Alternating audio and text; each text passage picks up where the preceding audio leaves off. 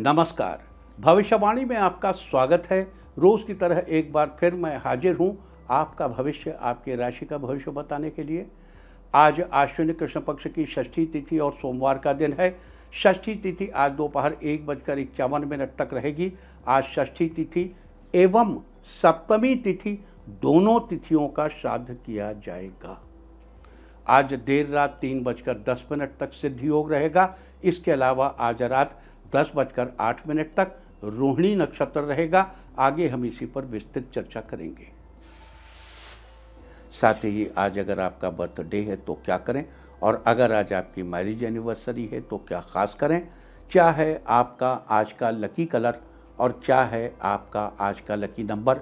आज अगर बिजनेस शुरू करना है तो कितने बजे शुरू करें, नाम के अक्षर के हिसाब से क्या आज दुश्मन ज़ेर होगा या दोस्त की किस्मत का दरवाज़ा खुलेगा, किस अक्षर का आज क्या है भविष्य। जारी रहेगी चर्चा हमेशा की तरह वास्तुशास्त्र और सामुद्रिक शास्त्र की।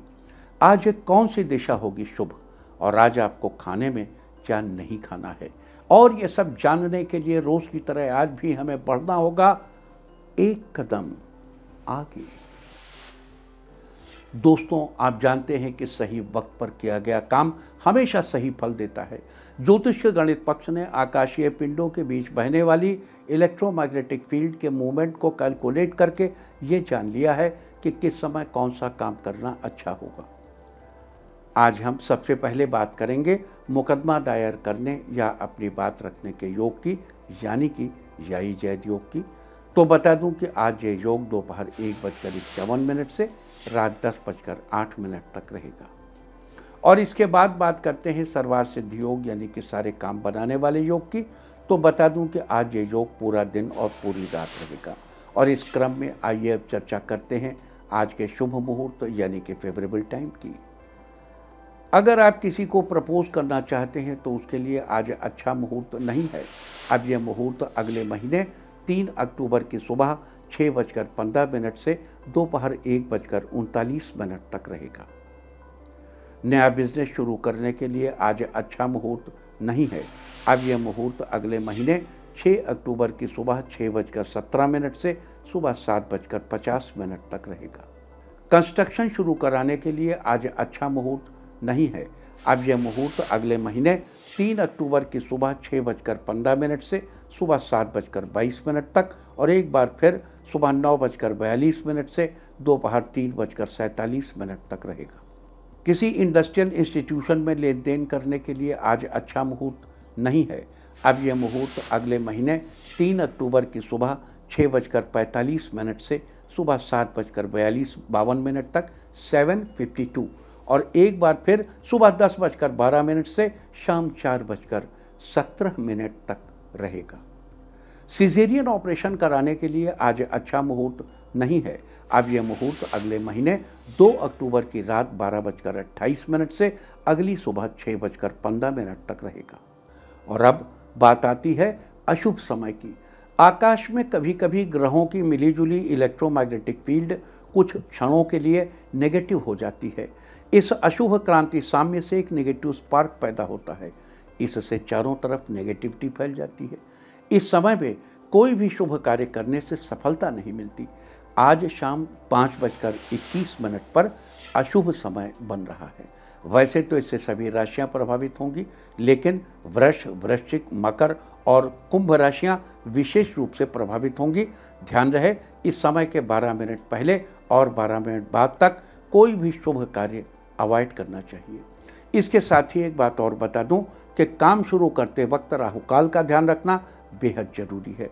राहुकाल के दौरान कोई काम शुरू नहीं करना चाहिए।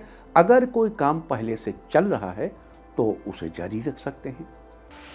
आज दिल्ली में राहुकाल होगा सुबह 7:40 से सुबह 9:11 तक।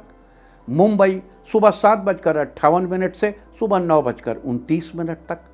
चंडीगढ़ सुबह 7:41 से सुबह 9:12 तक। लखनऊ सुबह 7:26 से सुबह 8:56 तक। भोपाल सुबह 7:39 से सुबह 9:10 तक। कोलकाता सुबह 6:56 से सुबह 8:27 तक। अहमदाबाद सुबह 7:59 से सुबह 9:29 तक और चेन्नई में राहु काल होगा आज सुबह 7:29 से सुबह 9 बजे तक। ये था कुछ शहरों का राहु काल। और अब आज की यात्रा की शुभ दिशा क्या है, तो आज वो शुभ दिशा है दक्षिण। आज घर से निकलकर दक्षिण दिशा में जाइए। अगर आपको किसी और दिशा में यात्रा करनी हो तो घर के अंदर ही दक्षिण दिशा की ओर 7 कदम चलिए, फिर क्लॉकवाइज घूमकर अपने काम पर चले जाइए। सारे दिन आपको शुभ यात्रा के शुभ परिणाम मिलते ही रहेंगे, यानी कि आपके तमाम काम बिना किसी विघ्न बाधा के पूरे होते रहेंगे। और आइए शुरू करते हैं सिलसिला राशिफल का। सबसे पहले बात रोज की तरह आज भी मेष राशि की। मेष राशि वालों, आज आपका दिन लाभदायक रहेगा। अपने विचारों के साथ साथ दूसरे लोगों के विचारों पर भी गौर करने की जरूरत है। आय के साधन बढ़ने के साथ खर्चों की अधिकता बनी रहेगी। बाहरी व्यक्तियों का हस्तक्षेप अपने व्यक्तिगत कार्यों पर न होने दें। आज जीवन साथी तथा परिवारजनों के साथ कुछ समय मनोरंजन और परिवारजनों के साथ भी बिताएंगे, इससे मन प्रसन्न रहेगा। आज के लिए आपका लकी कलर है सिल्वर और लकी नंबर है 5। वृष राशि वालों, आज आपका दिन अच्छा रहेगा। आज आप अपने संपर्क में आने वाले हर व्यक्ति के साथ प्रेम पूर्ण व्यवहार करेंगे। विचारों में स्थिरता और दृढ़ता रहने से आप अपने कार्यों को अच्छी तरह कर पाएंगे। शुभ चिंतकों का भी भरपूर साथ मिलेगा। सामाजिक रूप से मान प्रतिष्ठा बनी रहेगी। आज दूसरों पर विश्वास न करें, इसका असर आपके कार्य क्षेत्र में पड़ सकता है। अपनी बेहतर प्रतिभा को दिखाते हुए अपने कार्य क्षेत्र में आगे बढ़ने की कोशिश करें। इस राशि के जो लोग इलेक्ट्रॉनिक सामान का व्यापार करते हैं, आज उन्हें धन लाभ होगा। आज के लिए आपका लकी कलर है रेड और लकी नंबर है 8। मिथुन राशि वालों, आज का दिन आपके लिए बहुत बढ़िया रहेगा। इस राशि के स्टूडेंट्स को आज किसी कंपनी से नए जॉब के लिए कॉल आ सकती है। साथ ही किसी नए कोर्स की ज्वाइनिंग करने के लिए आज का दिन शुभ है। आज जल्दबाजी के बजाय शांति और धैर्यपूर्ण तरीके से कामों को अंजाम देना आपके काम को ज़्यादा सुगम बनाएगा। नज़दीकी लोगों से मुलाकात फ़ायदेमंद साबित होगी। आज परिवार के साथ वस्त्र आभूषण जैसी खरीदारी में भी सुखद समय व्यतीत होगा। आज अपने गुस्से पर कंट्रोल करें, इससे आपके बिगड़ते हुए काम पूरे हो जाएंगे। आज के लिए आपका लकी कलर है ग्रे और लकी नंबर है 6। कर्क राशि वालों, आज आपके सोचे हुए काम पूरे होंगे। अगर आज नए बिजनेस की शुरुआत करने की सोच रहे हैं तो आज का दिन आपके लिए शुभ है। जीवन साथी के सहयोग से आपको किसी बड़े काम में सफलता मिलेगी। आज आपकी आर्थिक स्थिति पहले से बेहतर रहेगी। आज अपनी व्यावसायिक कार्यप्रणाली में कुछ बदलाव लाने की कोशिश करें। साथ ही अपने जनसंपर्क को भी मजबूत करने में कुछ समय बिताएंगे। अगर कहीं पैसा फंसा हुआ है तो आज आपको उसका कुछ हिस्सा मिल सकता है। इंपोर्ट एक्सपोर्ट के बिजनेस में फ़ायदा होने के योग है। पहले जिस मित्र से आपकी अनबन हुई थी वो आज आपसे दोस्ती के लिए हाथ आगे बढ़ाएगा। आज आपका स्वास्थ्य अच्छा रहेगा। आज के लिए आपका लकी कलर है गोल्डन और लकी नंबर है 7। सिंह राशि वालों, आज उन चीज़ों को महत्व दें जो सच में आपके लिए महत्वपूर्ण हैं, तो आपके लिए अच्छी साबित हो सकती हैं। आपको अपने दोस्तों और काम के बीच संतुलन बनाकर रखना होगा, जिससे आपको ज़्यादा से ज़्यादा काम करने का समय मिल सके। कोई सोचा हुआ कार्य समय पर पूरा होने से आप अपने अंदर ऊर्जा और आत्मविश्वास महसूस करेंगे। संतान की भी किसी उपलब्धि से सुकून व खुशी महसूस होगी। आज अपने काम खुद ही करें तथा निवेश संबंधी गतिविधियों में भी जल्दबाजी न करें। वैवाहिक बंधन में बंधने के लिए आज का दिन अच्छा है। आज के लिए आपका लकी कलर है ऑरेंज और लकी नंबर है 5। कन्या राशि वालों, आज आपका दिन खास रहेगा। आज रास्ते में जाते समय आपकी मुलाकात किसी ऐसे व्यक्ति से हो सकती है जिसका फायदा आपको भविष्य में अवश्य मिलेगा। असमंजस की स्थिति में परिवार वालों की सलाह लेना अच्छा रहेगा। इस समय मार्केटिंग संबंधी कार्यों पर ज़्यादा ध्यान देने की जरूरत है। दाम्पत्य जीवन सुखद और मधुरतापूर्ण रहेगा। आपकी दोस्ती में और अधिक नज़दीकियां आएंगी। आज जीवन साथी के साथ मिलकर घर के जरूरी कामों में हाथ बटा सकते हैं। आज के लिए आपका लकी कलर है ब्लू और लकी नंबर है 2। तुला राशि वालों, आज का दिन आपके लिए सामान्य रहेगा। किसी काम को करने में आज आपके सामने कई बड़ी चुनौतियां आएंगी, जिसे आप धैर्य के साथ सॉल्व कर लेंगे। आज सोसाइटी में आपको अपनी कार्यशीलता के लिए सम्मानित किया जा सकता है। अपने किसी भी व्यावसायिक समस्या को अनुभवी और प्रतिष्ठित लोगों से शेयर करना उचित रहेगा और समस्या का समाधान भी मिलेगा। स्टाफ की गतिविधियों पर नज़र रखें। आज आपको माता पिता से स्नेह मिलेगा। इस अवसर पर आपके घर दूर का कोई रिश्तेदार आपको आश्चर्यचकित कर सकता है। निवेश करने के लिए आज का दिन आपके लिए शुभ है। आज के लिए आपका लकी कलर है पर्पल और लकी नंबर है 1। वृश्चिक राशि वालों, आज पुराने विचारों को छोड़कर नए विचारों को अपनाएंगे। आपके इस विचार को देखकर परिवार का मन उत्साह से भर जाएगा। साथ ही आज घर पर अपना मनपसंद भोजन करेंगे। अध्यात्म और धर्म कर्म के कार्यों में भी रुचि बढ़ेगी और जीवन से जुड़ी किसी उलझन का भी समाधान मिलेगा। अपने व्यक्तिगत कार्यों के बीच ये ध्यान रखना जरूरी है कि घर के बड़े बुजुर्गों की सेवा से न चूकें। आज ज़्यादातर समय घर से बाहर के काम करने में बीतेंगे। इस राशि के जो लोग अपने करियर की नई शुरुआत करने की सोच रहे हैं, आज उनके लिए दिन शुभ है। आज के लिए आपका लकी कलर है येलो और लकी नंबर है 3। धनु राशि वालों, आज आपका दिन खुशनुमा रहने वाला है। इस राशि के बिजनेसमैन आज किसी जरूरी काम से विदेश की यात्रा कर सकते हैं। यात्रा लाभदायक होगी। कारोबारी मामलों में बहुत सावधानी रखने की जरूरत है। अभी कार्यों की गति मध्यम ही रहेगी। धैर्य और संयम से मुश्किल समय निकल जाएगा। पार्टनरशिप संबंधी व्यवसाय में पारदर्शिता बनाए रखने से अच्छा प्रबंधन बना रहेगा। इस राशि के प्रोफेसर्स के लिए आज का दिन अच्छा रहेगा। किसी अच्छे कॉलेज से लेक्चरर बनने के लिए ऑफर आ सकता है। माता पिता का आशीर्वाद लेने से आपके सारे कामों में सफलता जरूर मिलेगी।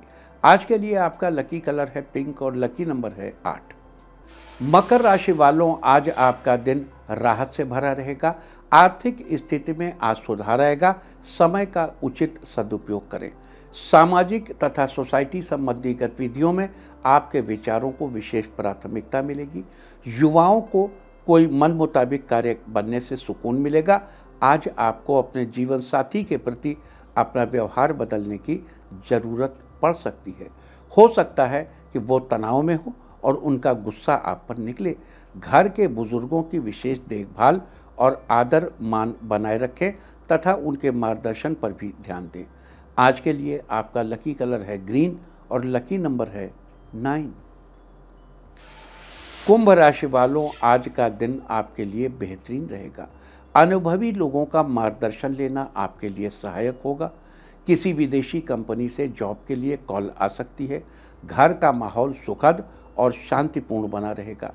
किसी पुराने मित्र से मुलाकात होगी तथा मधुर यादें भी ताज़ा होंगी। कानूनी मामले में आपको थोड़ी राहत मिल सकती है। कमीशन का काम करने वाले लोगों को थोड़ा सावधान रहना होगा। अत्याधुनिक सूचना माध्यमों और आधुनिक मोबाइल से आपके रोज की ज़िंदगी में बदलाव आएगा। आज परिवार वालों को खुश करने के लिए घर में छोटी पार्टी कर सकते हैं। आज के लिए आपका लकी कलर है मैरून और लकी नंबर है 4। मीन राशि वालों, आज का दिन आपके लिए फ़ायदेमंद रहेगा। बिजनेस में आपको फ़ायदा मिलने वाला है। किसी पुराना उधार दिया हुआ पैसा आज आपको वापस मिलेगा। आज स्वास्थ्य आपका पहले से बेहतर रहेगा। दिन की शुरुआत कुछ व्यस्तता वाली रह सकती है, लेकिन अंत में परिणाम बेहतर ही हासिल होंगे। किसी प्रभावशाली व्यक्ति से मुलाकात लाभदायक रहेगी तथा विशेष मुद्दों पर विचार विमर्श भी होगा। इस राशि के वकीलों के लिए आज का दिन महत्वपूर्ण है। आज सभी केस आपके पक्ष में रहेंगे। साथ ही 2 नए केस मिल सकते हैं। आज के लिए आपका लकी कलर है येलो और लकी नंबर है 2। और अब बात उनकी जिनका जन्मदिन है वो आज विष्णु भगवान को प्रणाम करें। और जिनकी आज मैरिज एनिवर्सरी है वो आज जल में गुड़ प्रवाहित करें तो साल भर सुख और सौभाग्य बढ़ता ही रहेगा। और आइए अब चलते हैं अंकों की रहस्यमयी दुनिया में। मूलांक 1 वालों आज कोई भी निर्णय लेते समय असमंजस की स्थिति में घर के किसी बड़े सदस्य की सलाह पर भी जरूर ध्यान देंगे। मूलांक 2 आज काल्पनिक बातों पर ध्यान न देकर यथार्थ पर विश्वास रखें। मूलांक 3 आज व्यवसाय संबंधी कोई भी नया निर्णय लेते समय अपने आवेश तथा भावनाओं पर काबू रखने से किसी उलझन से बच सकते हैं। मूलांक 4 आज जीवन साथी के साथ हंसी खुशी के पल बिताएंगे। घर का वातावरण आनंदप्रद रहेगा। मूलांक 5 आज का दिन कोई शुभ अवसर प्रदान करने वाला है। आप अपनी पढ़ाई पर फोकस रखें। मूलांक 6 आज आपको अपनी योग्यता व क्षमता को दूसरों के समक्ष जाहिर करने का मौका मिलेगा, जिससे आपके व्यक्तित्व में भी निखार आएगा। मूलांक 7 आज अपने भविष्य संबंधी योजनाओं को लेकर गंभीर रहेंगे। माताजी से इस विषय पर बातचीत भी कर सकते हैं। मूलांक 8 आज आप आलस्य और मौज मस्ती में अपना समय नष्ट न करके अपने काम पर ध्यान देंगे। मूलांक 9 आज व्यवसाय के सिलसिले में की गई यात्रा फायदेमंद रहेगी और आपकी इनकम में भी इजाफा होगा। और अब चर्चा वास्तुशास्त्र की।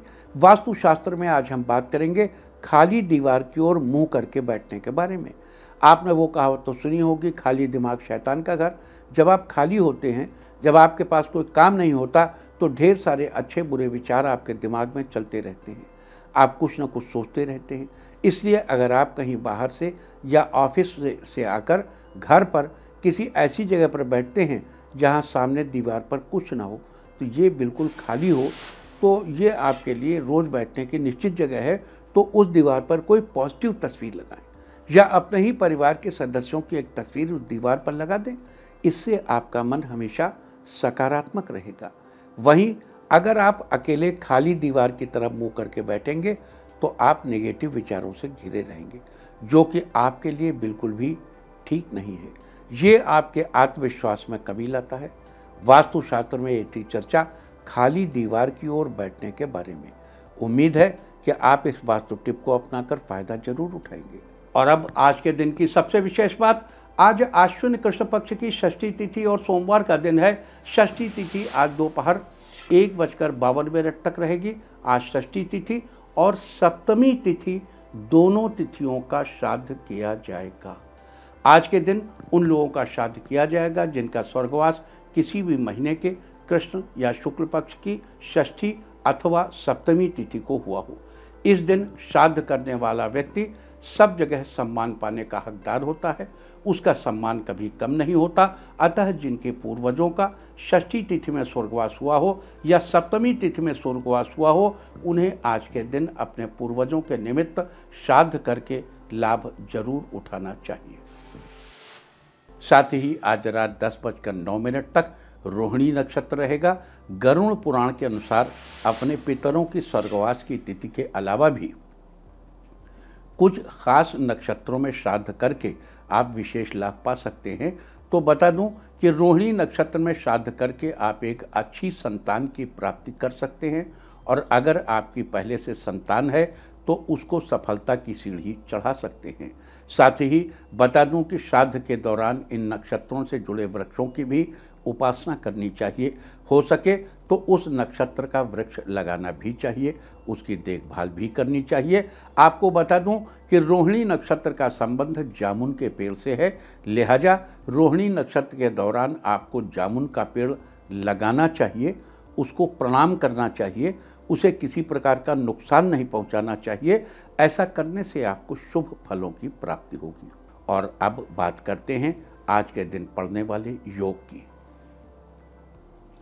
आज देर रात 3:10 तक सिद्धि योग रहेगा। ये योग किसी भी प्रकार की सिद्धि प्राप्त करने और प्रभु का नाम जपने के लिए बहुत उत्तम है। इस योग में जो भी कार्य शुरू किया जाता है वो अवश्य ही सिद्ध होता है, अर्थात सफल होता है। तो ये सारी चर्चा थी षष्ठी श्राद्ध, रोहिणी नक्षत्र, सिद्धि योग। और अब बात करेंगे विभिन्न शास्त्रों में श्राद्ध को लेकर क्या कहा गया है।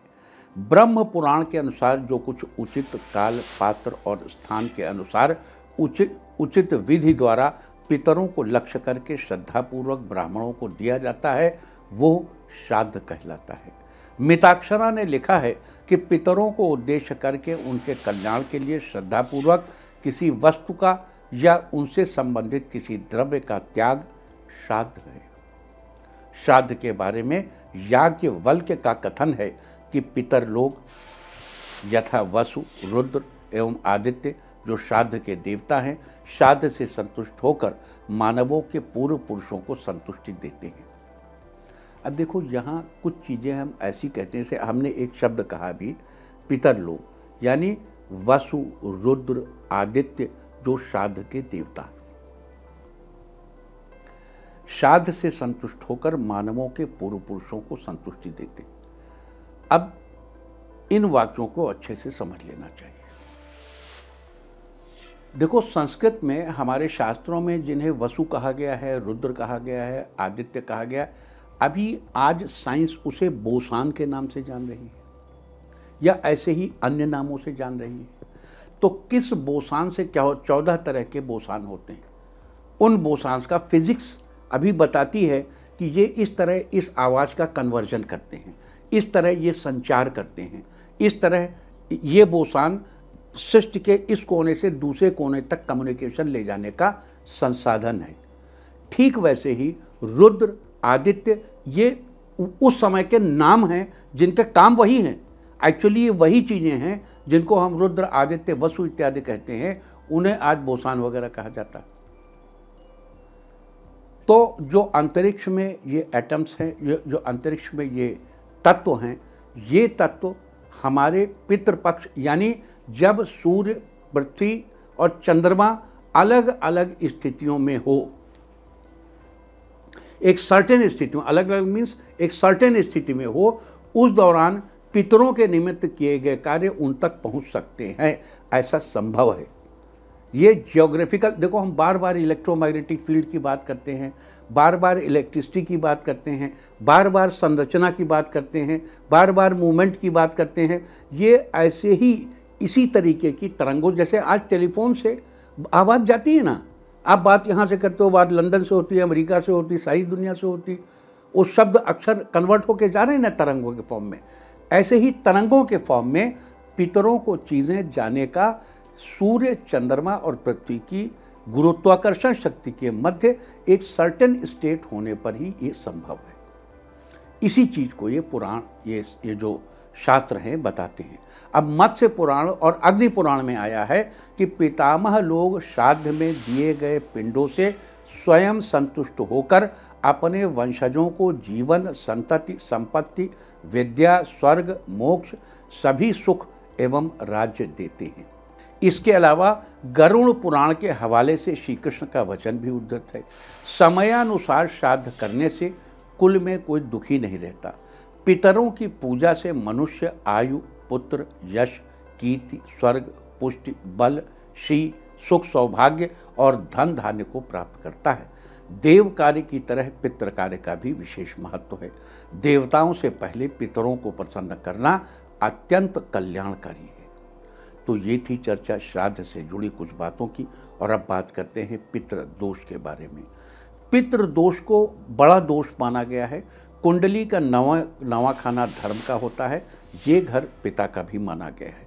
यदि इस घर में राहु, केतु और मंगल अपनी नीच राशि में बैठे हैं तो ये इस बात का संकेत है कि आपको पितृदोष है। पितृदोष के कारण जातक को मानसिक पीड़ा, अशांति, धन की हानि, ग्रह क्लेश जैसी परेशानियों का सामना करना पड़ता है।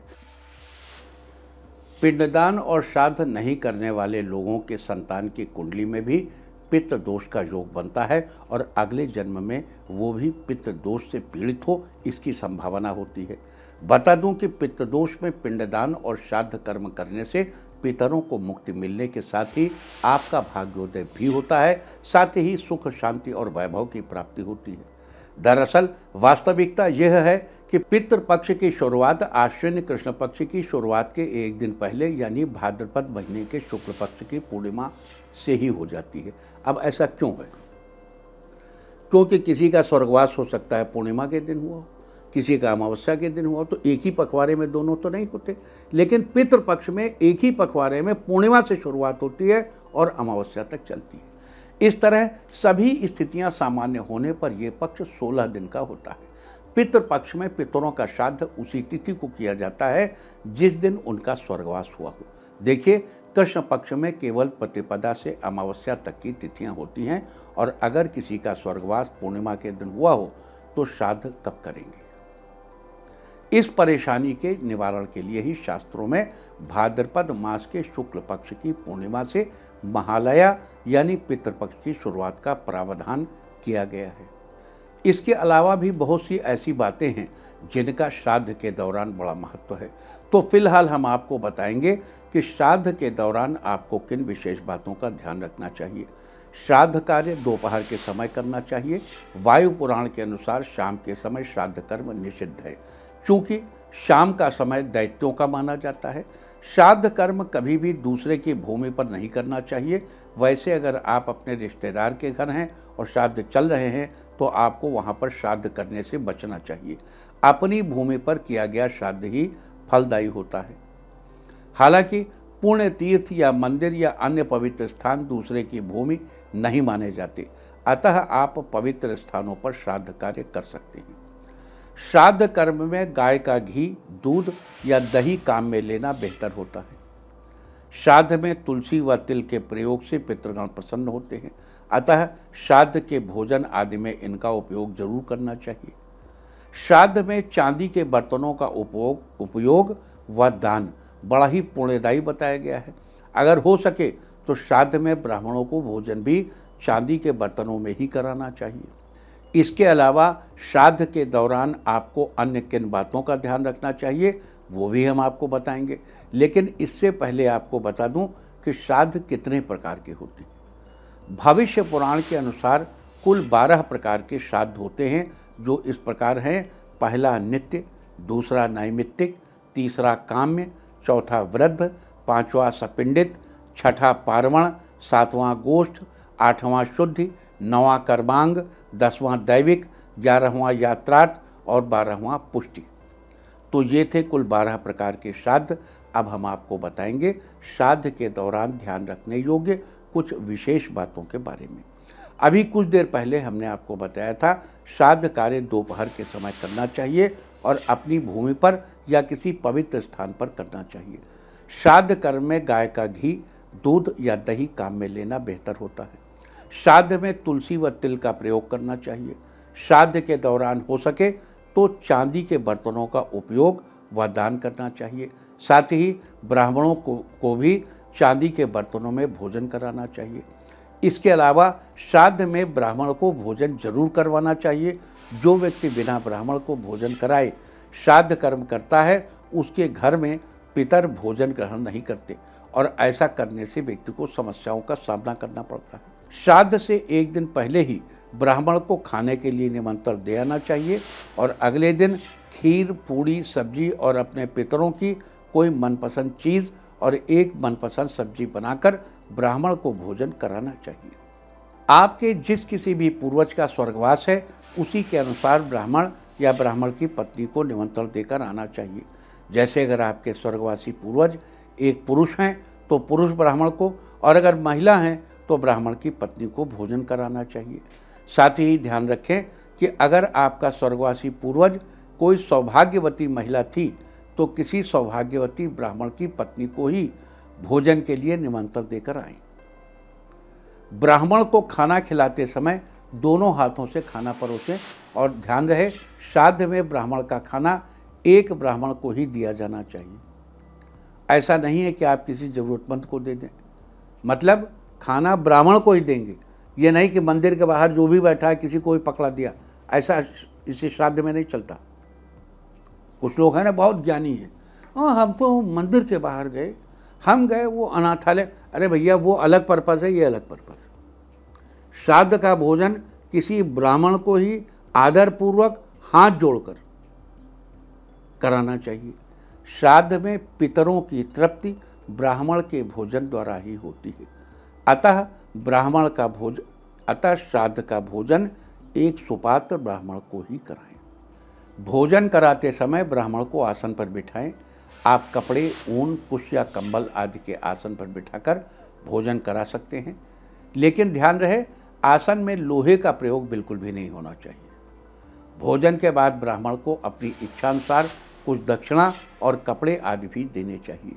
श्राद्ध के दिन बनाए गए भोजन में से गाय, देवता, कौवे, कुत्तों और चींटियों के निमित्त भी भोजन जरूर निकालना चाहिए।